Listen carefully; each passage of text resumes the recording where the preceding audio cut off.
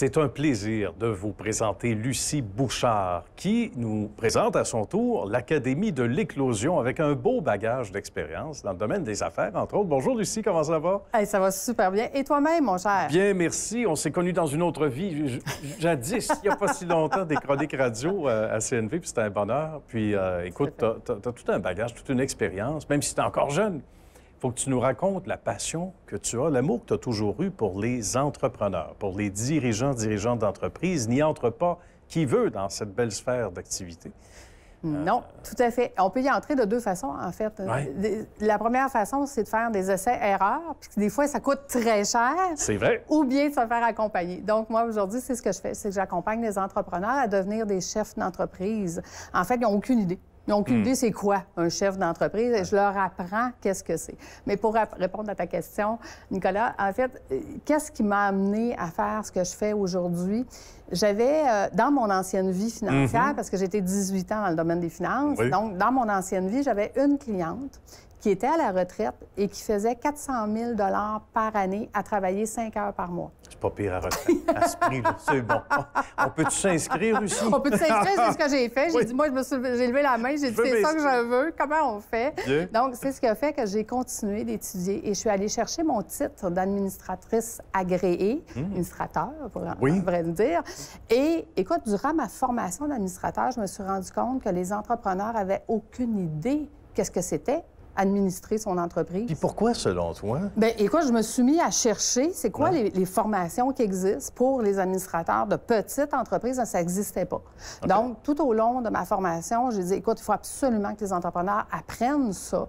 Donc, mais c'est quoi être un administrateur? En fait, c'est comment créer, exemple, comment créer ses départements stratégiques, départements de risque, départements d'innovation. Écoute, quand on est une petite entreprise, qu'on est trop petit pour être grand, trop grand pour être petit, qu'on est débordé, on est loin de créer nos départements. Là, on ne sait même pas comment. C'est un département, puis c'est... c'est un département, c'est un chapeau, c'est la personne. Mais là, tu te dis, écoute, ça grossit, ça grossit. Je fais de l'expansion, j'ai plus le contrôle, j'ai plus de temps, j'ai plus de vie. Qu'est-ce que je fais? Donc, ce que j'ai fait, c'est que j'ai développé une formation qui leur permet justement de regagner du temps et de la liberté.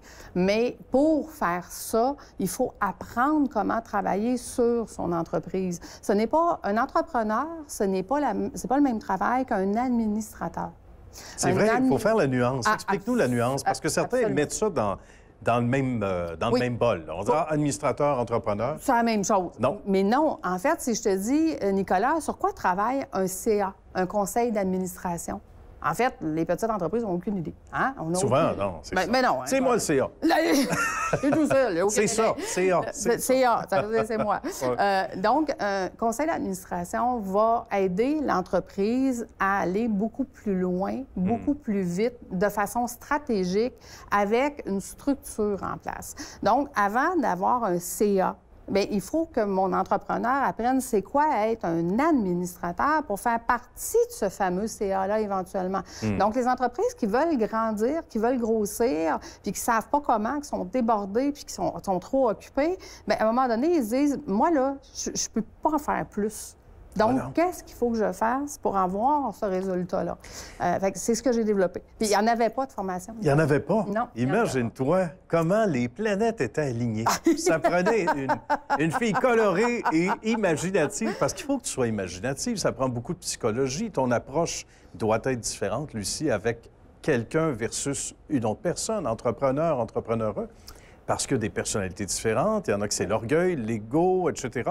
Tu dois voir des gens être transformés au cours de ces parcours-là où tu les accompagnes? Écoute, c'est extraordinaire, les résultats qu'on a. Je te dirais, mon meilleur résultat, c'est un entrepreneur qui était en construction. Ça faisait 20 ans qu'il avait son entreprise en construction avec son frère. Puis lui, quand je l'ai connu, il me dit, Lucie, je veux vendre, je veux fermer, je suis plus capable, j'ai plus de vie, je travaille 12 heures par jour, j'ai pas de vacances, je vois pas ma femme, je vois pas ma fille, je suis plus capable. Puis là, je l'ai regardé puis j'ai dit, écoute, si je te donnais une troisième option, si je te donnais une option où est-ce que tu vas garder ton entreprise, tu vas avoir une vie, tu vas avoir de la liberté. Là, il me dit, je sais pas comment tu vas faire, parce que ça fait 20 ans que j'essaye, hein, puis que je n'ai pas réussi. Fait que comment tu vas faire ça? J'ai aucune idée. Écoute, 7 mois plus tard, 7 mois, Nicolas, 7 mois plus tard, son téléphone ne sonne plus. Il va chercher sa fille à l'école à 4 heures. Il jase avec dans l'auto. Avant, il ne jasait pas, là, parce qu'avant, il était au téléphone. Il n'y avait pas le temps. Il n'y avait pas le temps, là.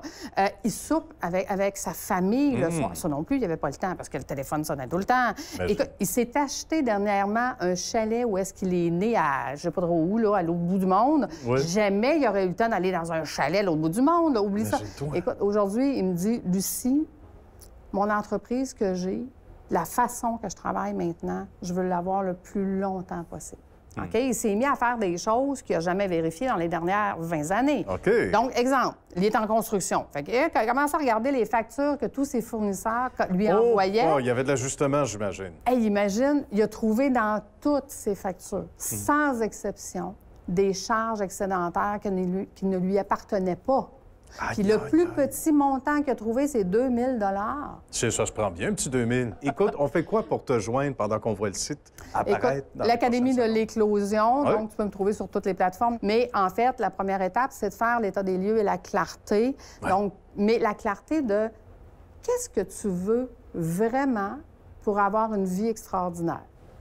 C'est une très belle question. À partir de là, le reste... C'est de la cuisine pour Lucie. Ça va être facile. Absolument. On va vous arranger ça avec grand bonheur. Lucie, ça a été un grand, grand plaisir. Merci d'être venue nous voir. Merci à toi. Bonne suite, d'éclosion et de succès. Tu vas être obligé de me réinviter. On a eu juste 7 minutes. Bien, c'est ça. Pas de bon sens. C'est sûr. on met ça dans le carnet de commandes. Merci, bye, Nicolas. Merci. Au revoir tout le monde.